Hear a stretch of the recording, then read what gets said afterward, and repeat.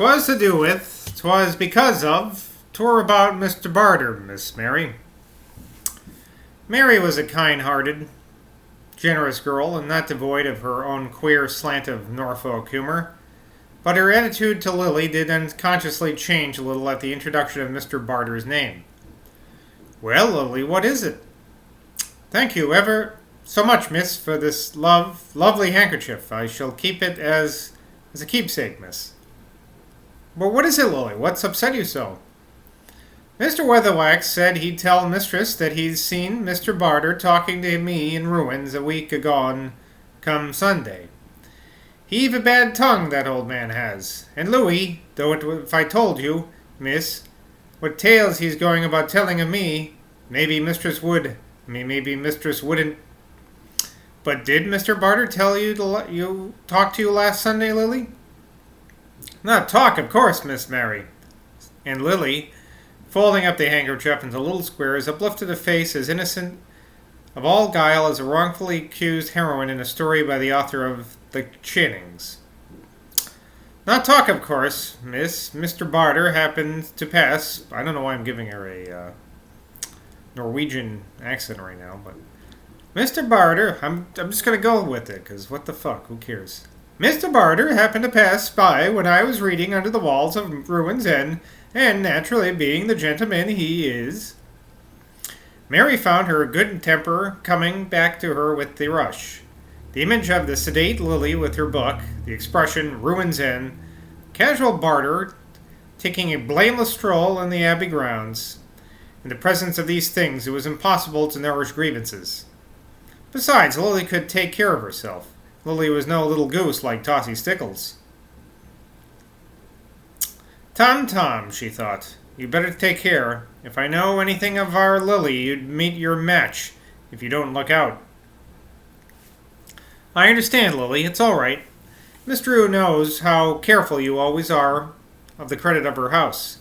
If I were you, I would only laugh when old Weatherwax teases you. Answer him back.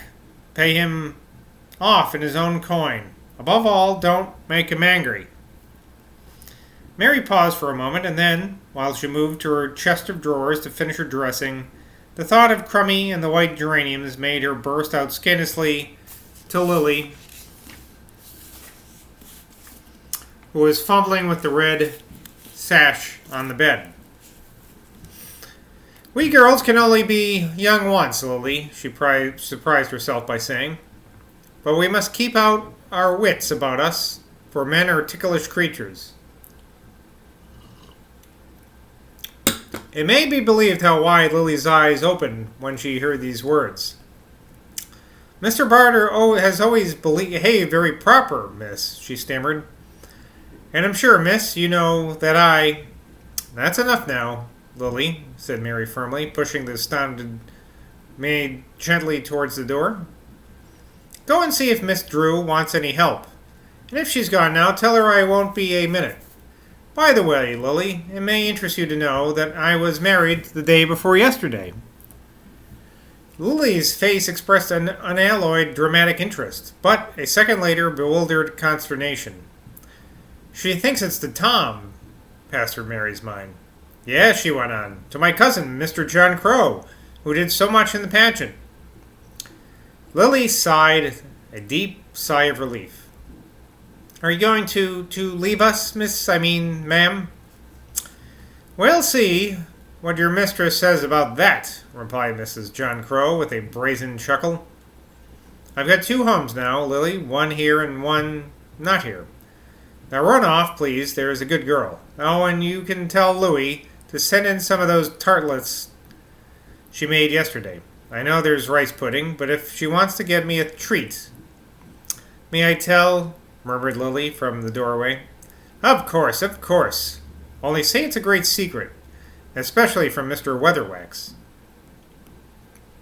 It was only 8 by the French clock on the mantelpiece when dinner was over and Miss Drew and her rebellious companion were seated opposite each other, with the Dresden coffee cups between them.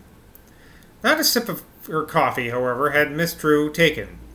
Her face was tense and white, her nostrils twitching, her fingers fretting with her white shawl, her shoes tapping the ground her back straight. Like an elopement, that's what it is. Stealing off at night to a man's room. No, it's worse than that. It's like an assignation. It's my husband's room, maintained the girl firmly, and she said to herself, I believe she's going to let me go. Miss Drew visibly shuddered. Mary, she said. Yes, dear? Go to the dining room sideboard, please, and give me half a wine glass of Mr. Decker's brandy. The girl made haste to obey her and was glad to find that the room was already nearly dark and that Lily had taken away both rice pudding and tartlets, which both sound really good to me right now. Miss Drew drank the brandy in 2 quick gulps. Is he coming for you tonight? The girl nodded. It won't have him cross my threshold. I won't have him cross my threshold. I've told you that already. He's not coming in. I'm to meet him at the gate. The woman rose from her seat and, moving to the chimney piece, drew her shawl tight round her shoulders. There was no flower pots in the grate tonight. Its cold, polished black cavity looked back at her like the ribs of death. The moment has to come, she said in a low voice, speaking more to herself than to the girl. It has to come. And now it's come. But I'll be over every day, dear, whispered Mary, wishing bitterly that she had never let John come for her tonight. It's worse than I expected, she thought. You don't know, said Miss Drew. You simply don't know what you are to me.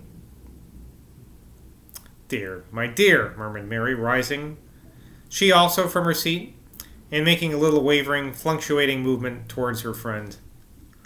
But Miss Drew continued, No, you don't know. You never have known. This man, this husband, as you call him, this cunning scamp, has less feeling in his own whole body than I've got in my little finger. She must have caught, just then, an involuntary glance of Mary's towards the door. The younger woman was indeed afraid that Lily might suddenly appear to carry off the coffee. But to Mary's amazement, Miss Drew now rushed to the door and locked it.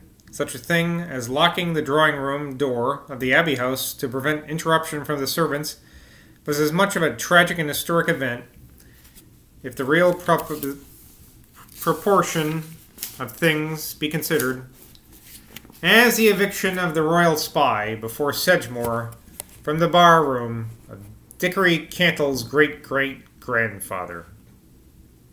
Great-great-great-grandfather. When Miss Drew came back from crossing the room, the two women confronted each other between the fragile coffee table and the fireless grate. The elder wore her usual black silk garment, with the heavy brooch securing the old lace frill on her withered neck.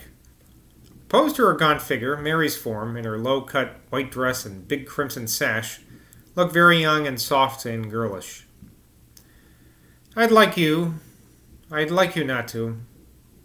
Miss Drew was evidently struggling to say something that tore at her vitals. She gasped again. What is it? Oh, what is it? Stammered Mary, awed, a little scared, and completely bewildered. I'd like you not to go out to him tonight. I'd like you to stay with me tonight, or last night, as you are. Of course, my dear, if you feel it like that. I mean, not leave me at all, just this once. I mean, let me hold you, all right?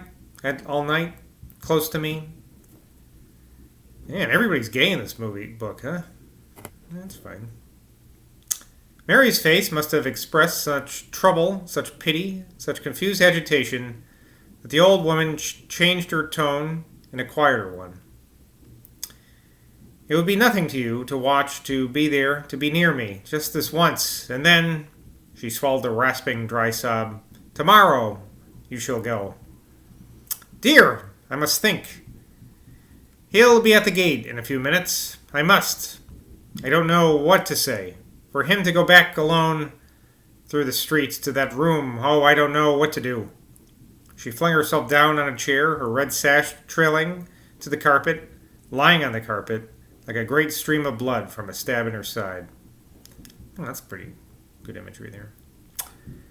Miss Drew leaned on one of her long, tight-sleeved arms upon the mantelpiece and watched her.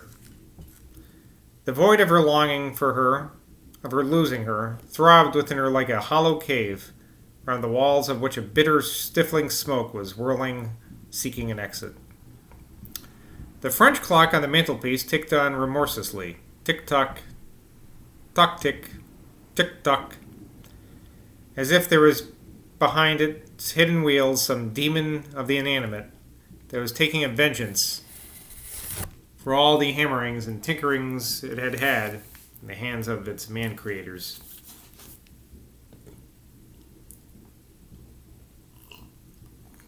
Mary glanced helplessly at the clock. She remembered how it had ticked, just like this, the night she had felt so sad with Tom before the pageant. Her thoughts kept taking first one road of trouble and then another. "It isn't fair," her heart cried. "I belong to John. It isn't fair." And then a vast pity for this unloved, childless old woman surged up within her. "After all," she said to herself, "it's only for one short night. And how could I be happy over there, thinking that I denied her such a little thing?" "Let me think," she whispered, giving Miss Drew a faint smile and a reassuring nod. "Sit down, dear. Don't stand like that. You make me nervous. I only want to think, just to think a little more." But Miss Drew did not show any inclination to sit down. She kept her eyes fixed upon the girl in the chair as if that red sash were a death warrant. And something from her Isle of Ely ancestors now rose up in Mary's nature. Something sturdy, earth-rooted, and with a smack of indulgent humor in it, like the taste of peat smoke. "The poor heart," she said to herself. "John and I can surely wait for 24 hours. If I can, God knows, he can." To her consternation, Miss Drew now rushed forward, and with a heart-rending groan, flung herself on her knees at the girl's feet. "I'm not a bad woman. I'm not a bad woman," she sobbed out.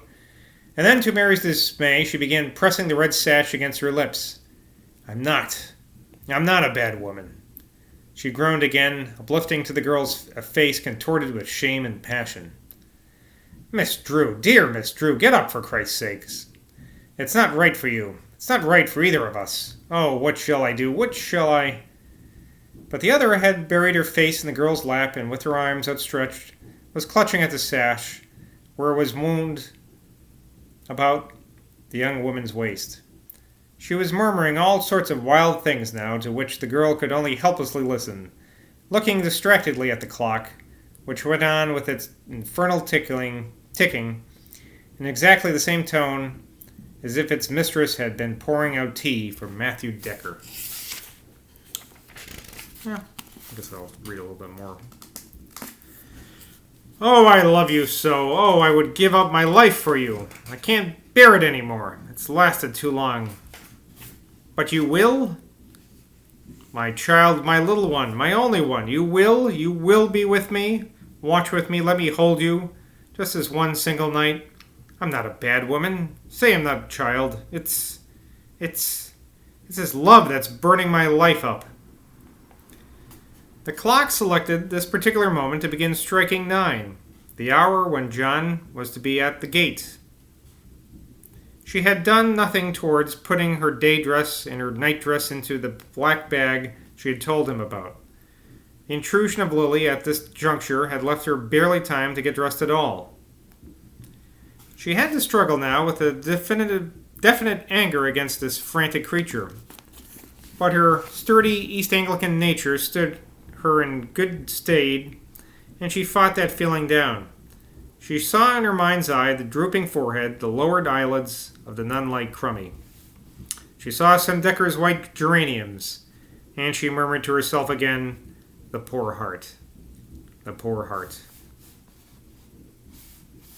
Well, I guess that's good enough for tonight. Goodbye.